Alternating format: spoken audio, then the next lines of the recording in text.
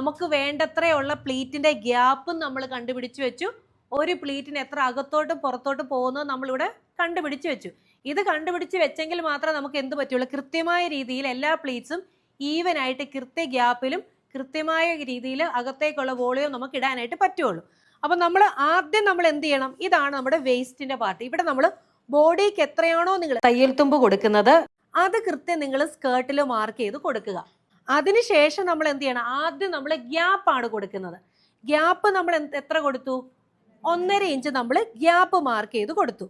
Gap കഴിഞ്ഞിട്ട് നമുക്ക് ഒരു പ്ലീറ്റ് 1 ഇഞ്ച് അകത്തേക്കും 1 ഇഞ്ച് പുറത്തേക്കും വന്നു കഴിഞ്ഞിട്ടാണ് വീണ്ടും ഗ്യാപ്പ് ഉള്ളത് അല്ലേ. അപ്പൊ അതിന് വേണ്ടിയിട്ട് നമ്മൾ ഈ ഗ്യാപ്പ് എൻഡ് ചെയ്തെടുത്ത് ഇവിടെ ഇങ്ങോട്ടേക്ക് 1 ഇഞ്ച് മാർക്ക് ചെയ്തു, വീണ്ടും നമ്മൾ 1 ഇഞ്ച് മാർക്ക് ചെയ്തു. ഈ 1 ഇഞ്ച് തീരുന്നിടത്ത് എന്ത് ചെയ്യുവാണ്, ഗ്യാപ്പ് സ്റ്റാർട്ട് ചെയ്യല്ലേ. ആദ്യത്തെ ഗ്യാപ്പിൽ നിന്ന് ഞാൻ ഈ ഗ്യാപ്പിലേക്ക് വെച്ചു, കണ്ടോ പ്ലീറ്റ് അകത്തേക്ക് ഇതേപോലെ പോയി അല്ലേ. ഇവിടുന്ന് ഗ്യാപ്പ് വീണ്ടും സ്റ്റാർട്ട് ചെയ്യുവല്ലേ. വീണ്ടും അടുത്തത് ഈ ഗ്യാപ്പിന്റെ എഡ്ജിൽ നിന്നല്ലേ ഞാൻ അടുത്ത ഗ്യാപ്പിലേക്ക് വരണ്ടേ. ഈ 2 ഗ്യാപ്പുകൾക്ക് ഇടയിലാണ് നമുക്ക് എന്തുള്ളത്, പ്ലീറ്റ് ഉള്ളത്. അപ്പൊ ഇവിടുന്ന് നേരെ ഇങ്ങോട്ടേക്ക് ഈ ഗ്യാപ്പിലോട്ട് നമ്മൾ ഫില്ല് ചെയ്ത് വെച്ചാൽ പോരെ. അന്നതേ നോക്കിക്കേ, അകത്ത് പ്ലീറ്റ് തേണ്ടേ 1 ഇഞ്ച് 1 ഇഞ്ച് 2 ഇഞ്ച് ഉള്ളിലായില്ലേ. Anywhere at any time through online. STEC, made to create, share to inspire.